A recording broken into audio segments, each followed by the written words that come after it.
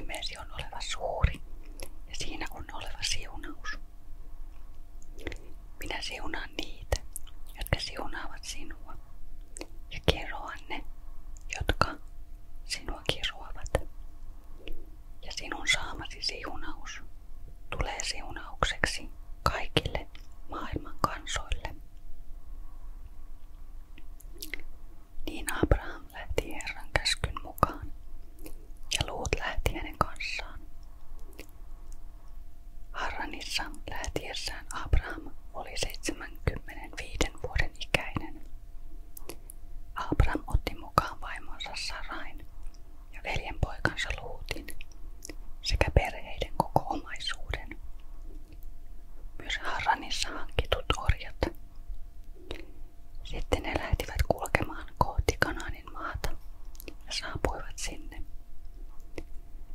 Abraham kulki Kanaanin maan halki Sikemin seudulle Moren tammelle asti. Siihen aikaan maassa asuivat kanaanilaiset. Herra ilmestyi Abrahamille ja sanoi, sinun jälkeläisillesi minä annan tämän maan. Ja Abraham rakensi sinne alttarin Herralle, joka oli ilmestynyt hänelle. Sieltä hän siirtyi Betelin itäpuolen vuorille ja hän pystytti telttansa niin, että Betel oli länsipuolella ja Ai itäpuolella. Hän rakensi sinne alttarin ja rukoili Herraa.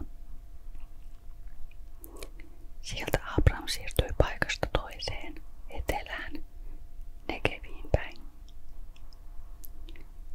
Abraham ja Sarai Egyptissä.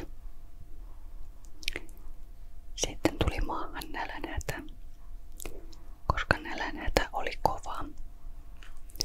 Abraham siirtyi Egyptiin ja asui siellä muukalaisena.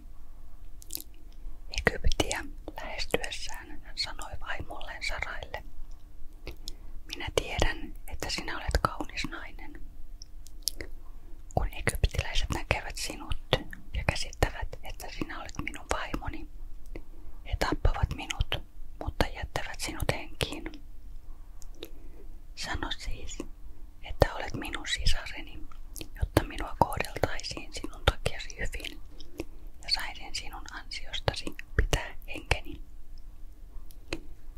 Kun Abraham saapui Egyptiin, egyptiläiset havaitsivat, että Sarai oli hyvin kaunis nainen. Sarain nähtyään Faaraon virkamiehet ylistivät häntä Faaraolle ja hänet haettiin palatsiin. Faarao kohteli Abrahamia hyvin Sarain takia ja Abraham sai lampaita ja vuohia, nautakarjaa ja aaseja, orjia ja orjattaria sekä aasintammoja ja kameleita. Mutta Herra antoi Faaraon ja hänen palatsin väen sairastua ankarin tauteihin Abrahamin vaimon Saarain tähden. Silloin Faarao kutsutti Abrahamin luokseen ja sanoi, mitä oletkaan minulle tehnyt? Miksi et kertonut minulle, että hän on vaimosi? Miksi sanoit häntä sisareksesi niin, että minä saatoin ottaa hänet vaimokseni? Siinä on vaimosi. Ota hänet ja mene matkoihisi. Sitten Faarao antoi miehilleen käskyn toimittaa Abraham, hänen vaimonsa ja koko hänen omaisuutensa maasta pois.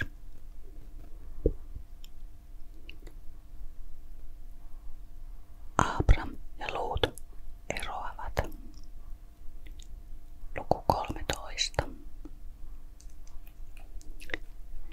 Niin Abraham palasi Egyptistä Negeviin mukanaan vaimonsa ja koko omaisuutensa, ja Luut seurasi häntä. Abraham oli hyvin rikas. Hänellä oli karjaa, hopeaa ja kultaa. Negevistä hän siirtyi Beteliä kohti kulkien leiripaikalta toiselle, kunnes saapui siihen Betelin ja Ain väliseen paikkaan, jossa hänen telttansa oli aiemmin ollut, ja jonne hän oli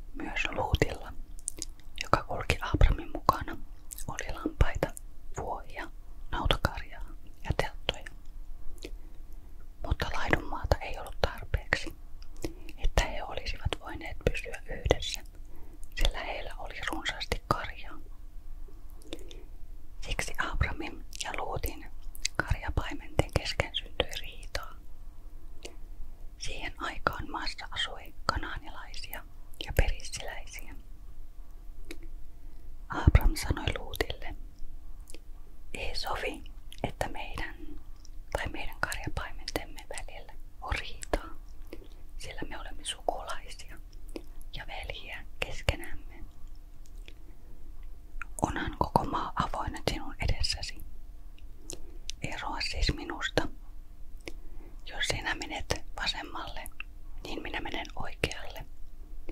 Jos sinä menet oikealle, niin minä menen vasemmalle. Luut katsoi ympärilleen ja näki, että Jordanin alanko oli runsasvetistä seutua.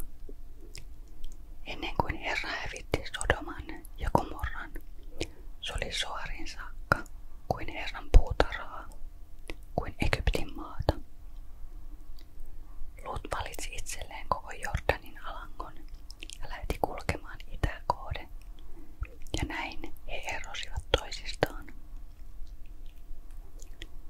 Abram jäi Kanaanin maahan, kun taas Luut siirtyi telttoilleen alangon kaupunkien liepeille ja päätyi lopulta Sodomaan. Mutta Sodoman asukkaat olivat turmeltuneita ja tekivät paljon syntiä Herraa vastaan. Luutin erottua Abramista Herra sanoi Abramille: nosta silmäsi ja katsele tästä paikasta pohjoiseen, etelään, itään ja länteen. Sillä koko sen maa, jonka näet, minä annan sinulle ja sinun jälkeläisillesi ikiajoiksi. Minä teen sinun jälkeläisesi lukuisiksi kuin maan tomuhiukkaset. Jos osaat ne laskea, osaat laskea jälkeläistesi määrän. Lähde vaeltamaan maata pitkin ja poikin, sillä minä annan sen sinulle. Abram siirtyi telttoineen paikasta toiseen, kunnes asettui Hebronin Mamren tammistoon. Sinne hän rakensi